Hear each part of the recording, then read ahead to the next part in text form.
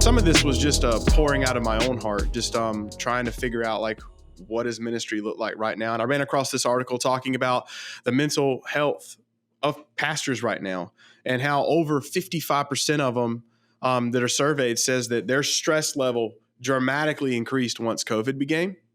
And the author was talking about how, in the past, and maybe you're guilty of this, I am guilty of it. Whenever we would start feeling like down or depressed or whatever, it was really easy just to like dig further in your work. You know what I'm saying? I'm going to meet with that person one more time. I'm going to take all my stuff and block it out by caring for other people's stuff. And now that has been absolutely removed in a lot of ways. And the only thing left for us to do is to look at our own wounds and say, hey, how are we caring for our own self? Like, how are we taking care of our own self? So I guess kind of a question I had is, have you personally noticed the stress in the last 6 months? And like, what are you doing to help take steps in the world of, we'll just call it self-care? I don't know, like the structures of other multi-site churches, but I know one thing that's a unique role for a campus pastor is like you have all the responsibility but no authority. Does that make sense? Like you have like Danny's laughing. There's like huge weight, and like you have all these people, and these people will like email you and they'll be upset or whatever. But like you don't necessarily have the authority to do any. You can't like, hey, we're gonna change the sermon series now. Like that's up to a centralized team or whatever. Frank, right? if I was your lead pastor, I would let you do whatever you wanted. Oh, thank you.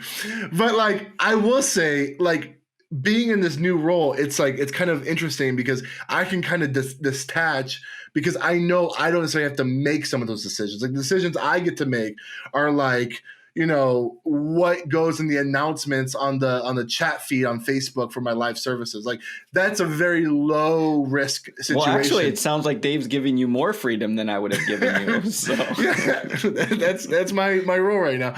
But when it comes to this, like I just think like if I were a senior pastor right now, and I know we're dealing with all the decisions for COVID, and then also all the issues of like our cultural moment when it comes to race, like I think I'm not even in an authoritative role right now, and it's stressful for me.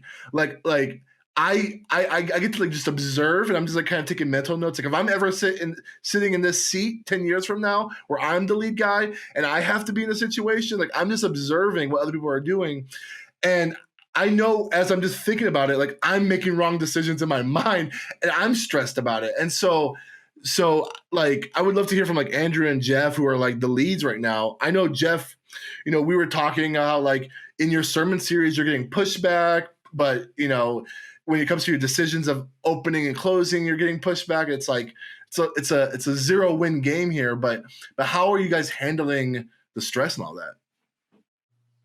The first 11 weeks were so easy because the clarity was just there. And it was, hey, we are on a stay-at-home order. We're not coming back. So here's what we're going to have to do. And it's great. The week 12 to whatever, like 314, whatever week we're on now, is just, it's a different level. And there's not infighting within the elders, but there's just different perspectives. And I don't think there is anybody that is passionless when it comes to what they think is right now. There's not 3 sides to the coin. There are 2 sides to the coin and very little crossover. And so, you're managing people, yet you're still needing to get people to tune in or show up depending on the week and what the numbers happen to be looking like. And then I'm also in Florida. So in March, April, and May, we were, hey, man, you other big states, you guys really messed up. Look at us. We're doing great. And now, I don't know if people have just been licking doorknobs or what, but now everybody is, the numbers are just setting records every day. I think 3 times last week, we set a new record for the most numbers in any state on a given day. And so we're constantly having to look at numbers and pivot. But then also right now where we're at is if our state is not going back to a stay-at-home order, and so our praise team is coming in and playing live on Sunday morning, how can we then tell people that they're not allowed to come in? And it's just exhausting. I'm leaving for vacation in about 5 hours, and I'm so excited because Shut your phone off, I man. just get to be away. Power it down. And I think it'll be great to be like, hey, these decisions got made and things got done, and I didn't have to be the one to make the call. I think that's going to be so good and so healthy. Yeah, I think for me it was the same. Like, I found myself, especially at the beginning, it was in terms of decision making, it was easier because of the stay-at-home order. And then it was like every week I was like watching the governor's press conference, and I would get stressed out beforehand, like what's he going to say? And then, then there were things said, from Washington about like opening by Easter, and then that caused me to be kind of stressed. I think the hardest part for me, and this goes to some of the insecurities that I know that I deal with, where I want everyone to like every decision that I make, and to like, not only like do I want elders to agree with me, but I want them to be like, yeah, that's a great idea. And, they are mature enough to agree with me and say, we'll follow your leadership, but I disagree with you, but it's your call. And it's like my insecurities make that not even good enough. Sometimes I want them to like love everything I'm saying.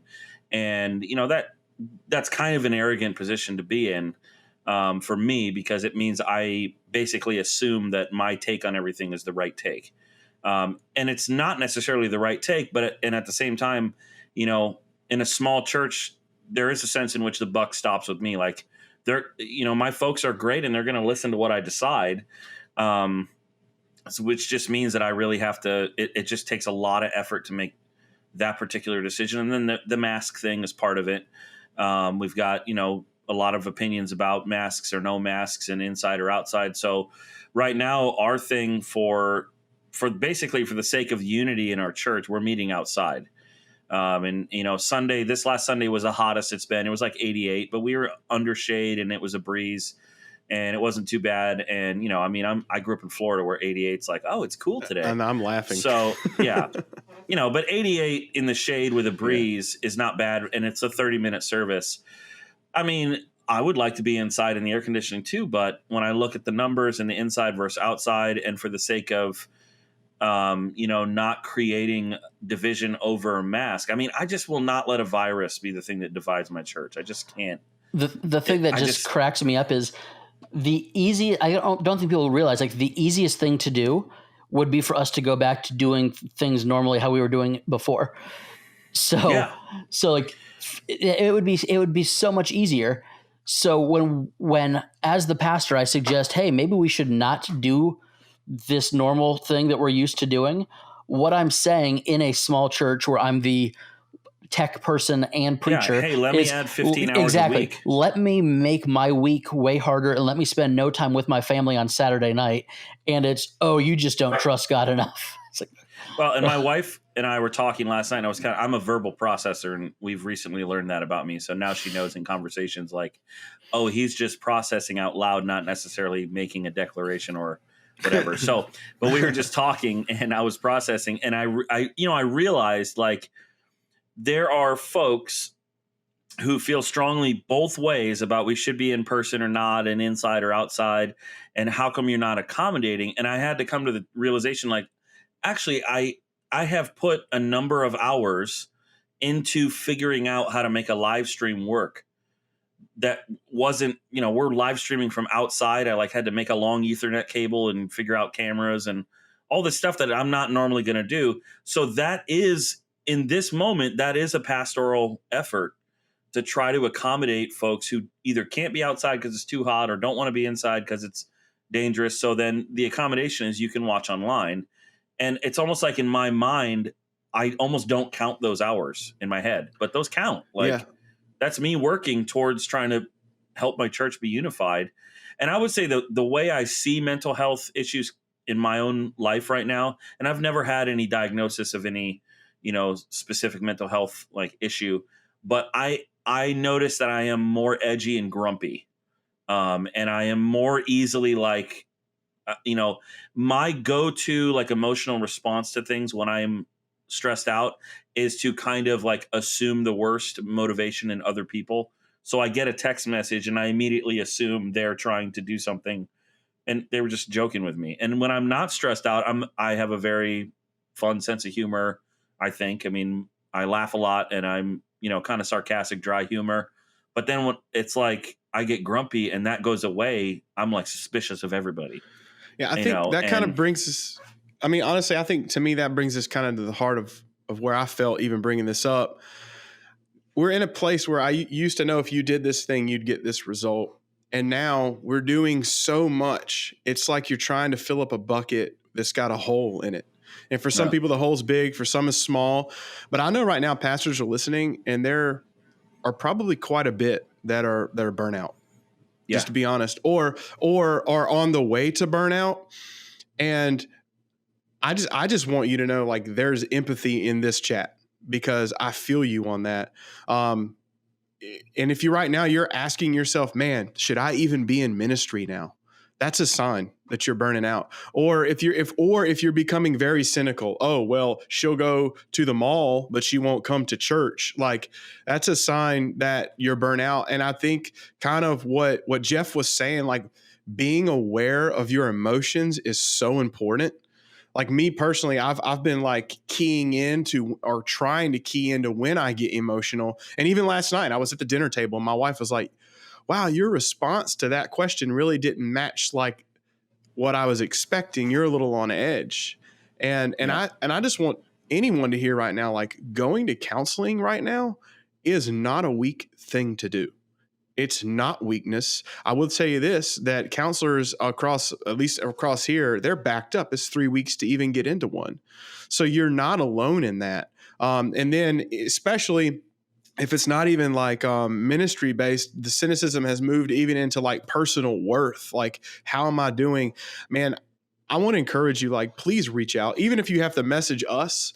But maybe you're kind of, I want to stab at it myself. I do want to recommend a book that has helped me, saved me in ministry. It's called Leading on Empty. Have any of you guys read that book? Yep. That book? I haven't read it. I've seen it. I've read it like twice. I'm about to read it again. It's by Wayne Cordero. And honestly, you have a little bit of free time. I think the big thing I'm noticing right now is I'm not giving myself permission to have free time, because I feel like, man, if we're not meeting, I have to be doing something to be earning that paycheck. But like right now, what I'm learning is like our congregants, they do want us to take care of us. The reason they're not coming on Sunday is because they're trying to take care of their own self, and they would hope that we would do the same. So, and I think a lot of that burnout, at least in my world, I think maybe some of you guys share it. Like, it does come from performance, right? Like, in the past, you can kind of look at your life and know if you're doing well in ministry, at least to some degree. You're like, if I do this thing, I'm meeting with these people, these components are moving. I've got this new series coming out. But right now, like, a lot of those measurables have been removed or tweaked. And a lot of pastors are thinking, how do I even know if I'm doing a good job being a pastor right now? And I think that's a question I would ask. Like, have you put any thought, like, how do you know if you're being a good pastor right now when so many of the former measurables have been removed? I had a lady in my church who is, one of the most caring and wise kind of members in my congregation. She will text me and say, hey, I really liked how you did this in the sermon, those kind of things. And she's got a master's in Greek. So like, I respect it when she says it. Mm-hmm. But she said to me the other day, hey, I don't know if you realize this, and she named 2 people in our congregation who are single people who are a little bit more on the loner side of the spectrum. And one of the things I had started when I first came was missional communities, community groups, whatever you want to call them, but basically smaller groups who live on mission together. And we were trying to change all that. And then COVID hit and everything got thrown out the window. But one of the, we did those in semesters. And so we were like off of those meeting. But she said to me, if you hadn't done those missional communities for the 2 years leading up to this, I don't know where this person and this person would be relationally within the church. But because we had those and they connected with those groups, now they are connected to a group of people, even though they're single people who live alone, who kind of are, you know, a little bit more of a loner, and they have been connected. And you know, I've now heard stories of them, you know, helping each other out and being invited to like to go out to lunch together outside and things that they wouldn't have been invited to otherwise. So that was encouraging to me. So I think you got to change the metrics of like what it means to be pastoring well. I don't know if this is like a revolutionary thought, but I just know this anecdotally in my church.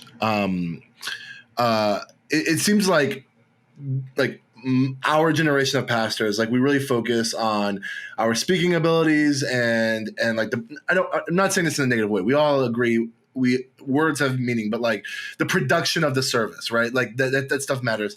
And I think like there's merit in that. And I think like there's good stuff in that.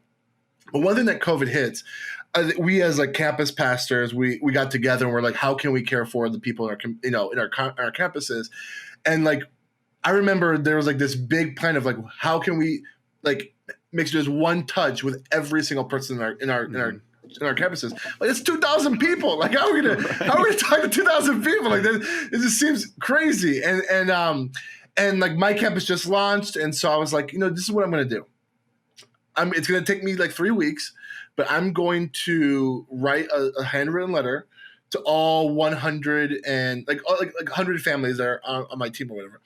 And like my hand hurt, and I went through like 3 pens, and every single family that had a little kid in it. You guys know I have a sticker of my face for my other podcast. I put a sticker of my face in there for the little kids in there. Okay, that totally makes sense to me now, because I saw people posting with your stickers, and I was wondering if you were just wholesale getting rid of those or something, because I saw people on social media with their little kids, you know, I'm like, how did they get those Frank stickers? and that was just like I did that because that was just like my perception for my campus, how I was going to make a touch point for each one. And like, you would have thought like I healed someone, right? Like people were just like, I've never gotten a handwritten note from a pastor my entire life. This was so meaningful. And like, I wasn't trying to do it for the praise. My thing was like, this is my last ditch effort to reach my people, because I literally don't know any other practical way, because we literally can't do other things. And I think like those are those moments where it's like right now the metric is those relationships. It's like those relational contacts. And so that is for some of us who are in their 30s who like hate talking on the phone, that might mean calling the 60-year-old lady who doesn't want to reply to emails. That looks like doing those kind of awkward things that previously it's like, man, the service is popping, my metrics are good there. Like now it's doing some more what we may call old school pastoring, which is like weird to talk about, but like I think that's what the metric is. If you want to talk about like how are you doing as a pastor, how are you like figuring out ways to reach the tangible needs of your people practically, and that it takes ingenuity, and some of the ingenuity is doing how we used to do it. Does that make sense? Dude, I mean, practically speaking, for younger pastors listening to this with older congregations, write handwritten notes. Yes. I'm telling you what, man. 100%. Like, we have gotten so much mileage out of the personal touch. And, forever, the smallest church that I was ever employed at before taking the church that I'm at now had 800 members when they hired me. And so when this church of 40 people, I'm like, we're too small to do this. We're too small to do that. And now 3 years later, it's really neat to be in this season. We're like, we are small enough that I get to do this. So every mother at our church got, I left my wife alone in the house for several hours, which was great for her. And I took my 4 kids and we drove around to every house in our church that had a mother and gave them a Mother's Day card and flower from my boys. Father's Day, we did something this past week. We went out and delivered little T-shirts and beach buckets to the kids ministry. So every month or so, we're trying to find a way to have that kind of a touch. And it's so nice to be small enough that's like, we need to hit 40 houses. That's not going to cost us $8,000. Sweet. We can do that. Right. And what I'm hearing a lot of y'all saying is it is kind of anecdotal right now. I mean, which is tough because like a lot of us have been coming into the world of Realm spreadsheets or ACS. And now it's like, sure, you can have those, but it really is just, like Frank said, old school pastoring. And I think my friend Sean, who we interviewed, he's on our YouTube podcast. If any of y'all check him out, he's exclusive on there. But he said something to me that just kind of, it's so easy, but you need to be reminded of it. He's like, dude, just be a pastor. Like when you're walking around town, just be like, now you have an opportunity to care for someone who 6 months ago thought they had it all together. You know, and I was walking around my community the other day, and there's a guy I've been wanting to meet for like 2 years, and I walk past him all the time, and then that word just said, "Be this dude's pastor." I just waved at him, and I said, "Hey man, that's an undercover cop car," because his siren was going off. I was like, "It's not too undercover right now," and he started laughing. And bro, for 30 minutes, he just sat on his front lawn and we just talked. And I was like, "Man, thanks, Sean." And you know what? Like Frank said, I can't measure that. There's nowhere I put that number, but I do know that's what it means to be a pastor during this situation.